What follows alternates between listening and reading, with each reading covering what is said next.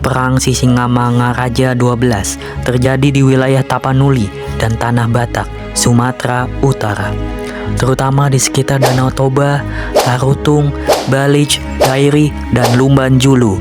Perlawanan ini berlangsung sangat lama, dari tahun 1878 hingga 1907. Dalam kurun waktu hampir 3 dekade, rakyat Batak mempertahankan tanah dan keyakinannya dari ancaman penjajahan Belanda yang ingin memperluas kekuasaannya ke pedalaman Sumatera.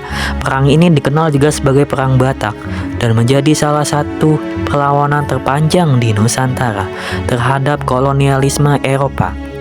Tokoh utama dalam perlawanan ini adalah Sisingamangaraja 12.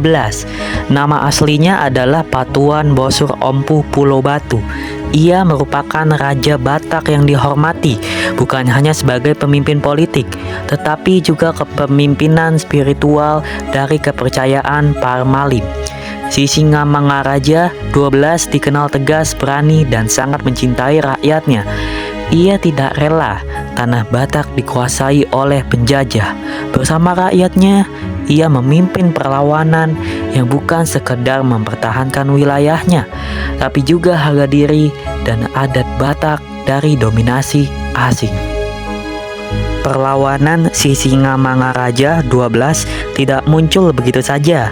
Semuanya berawal dari masuknya Belanda dan misionaris Eropa ke tanah Batak pada pertengahan abad ke-19.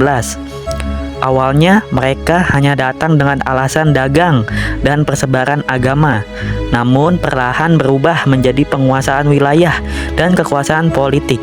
Wilayah Tapanuli yang sebelumnya bebas dan hidup dengan sistem adat sendiri mulai diintervensi oleh pemerintah kolonial.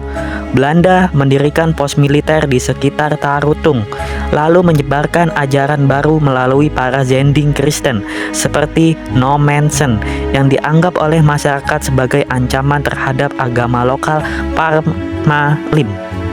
Bukan hanya itu, Belanda juga memulai memungut pajak, mengatur perdagangan, dan memaksa rakyat bekerja di bawah perintah kolonial. Akibatnya, tatanan adat Batak yang kuat menjadi terguncang. Sisingamangaraja 12 melihat bahwa jika hal ini dibiarkan, rakyatnya akan kehilangan kebebasan, adat, dan keyakinan.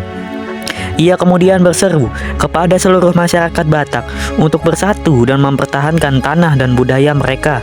Dari sinilah api perlawanan mulai menyala, bukan hanya sebagai bentuk penentangan terhadap penjajahan, tetapi juga perjuangan mempertahankan martabat dan identitas bangsa Batak. Perlawanan ini dimulai pada tahun 1878 saat Sisingamangaraja mengumpulkan pasukannya untuk menyerang pos-pos Belanda di Tarutung dan sekitarnya. Meskipun persenjataannya sederhana, semangat rakyat Batak sangat kuat. Perang ini pun berlangsung selama hampir 30 tahun dengan strategi gerilya dari hutan ke hutan. Pasukan Belanda berulang kali mengirim bala tentara dari Medan dan Aceh untuk menumpas perlawanan. Namun, Sisingamangaraja 12 selalu berhasil lolos. Pada tahun 1904, Belanda mengerahkan operasi besar-besaran yang dipimpin oleh Van Dalen yang menembus hutan Batak hingga Dairi. Akhirnya, pada tahun 1907, Belanda berhasil mengepung dan menembak Sisingamangaraja di Sionom Hudon. Dengan gugurnya Sisingamangaraja pada 17 Juni 1907, perlawanan besar di tanah Batak pun berakhir. Namun semangat perjuangan rakyatnya tidak padam. Perjuangan beliau menjadi salah satu simbol keberanian dan pengorbanan rakyat Batak melawan kolonialisme. Atas jasanya, pemerintah Indonesia menetapkan Sisingamangaraja 12 sebagai pahlawan nasional pada tahun 1961. Warisan perjuangan ini mengajarkan kita bahwa melawan penjajahan bukan hanya soal senjata, tetapi soal mempertahankan harga diri, kepercayaan, dan kebebasan bangsa.